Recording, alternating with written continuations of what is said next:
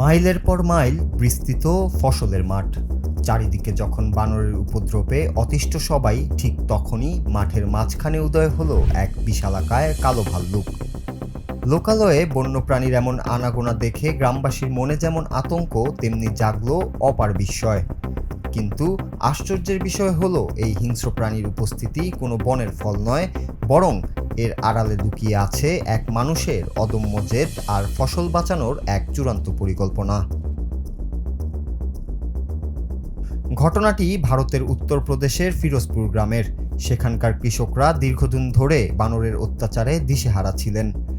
একদল বানর নিয়মিতভাবে ফসলের ক্ষেতে হানা দিয়ে হাড়ভাঙা খাটুনির সব ফসল নষ্ট করে দিচ্ছিল।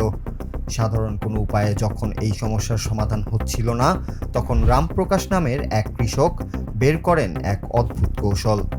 তিনি বুঝতে পারেন বানররা অন্য কোনো হিংস্র প্রাণীকে ভয় পায়। এই ধারণা থেকেই তিনি নিজের জমানো 4,000 টাকা দিয়ে বাজার থেকে একটি আস্ত ভাল্লুকের পোশাক কিনে আনেন। এখন প্রতিদিন নিয়ম করে সেই ভাল্লুকের পোশাক গায়ে জড়িয়ে রামপ্রকাশ তার ফসলের ক্ষেতে ঘুরে বেড়ান।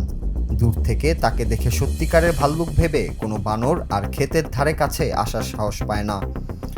তার এই বুদ্ধি বেশ কাজে দিয়েছে এবং বর্তমানে তার ক্ষেতের ফসল একদম নিরাপদে আছে। গ্রামের অন্যান্য কৃষকরাও তার এই সৃজনশীল বুদ্ধি দেখে অবাক হয়েছেন।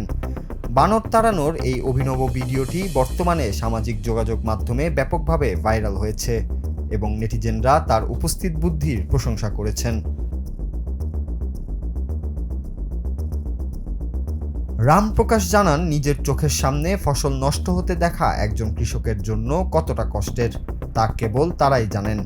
সরকারি সহায়তা বা অন্য কোনো সমাধান না পেয়ে তিনি নিজের বুদ্ধি খরচ করেই এই পথ বেছে নেন।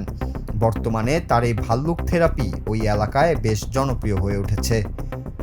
আধুনিক যন্ত্রপাতির বদলে কেবল একটি পোশাক ব্যবহার করে পরিবেশ বান্ধব উপায়ে ফসল রক্ষার এই ঘটনাটি এখন অনেকের জন্যই অনুপ্রেরণা হয়ে দাঁড়িয়েছে। Noor Raju, Bangla TV, news desk.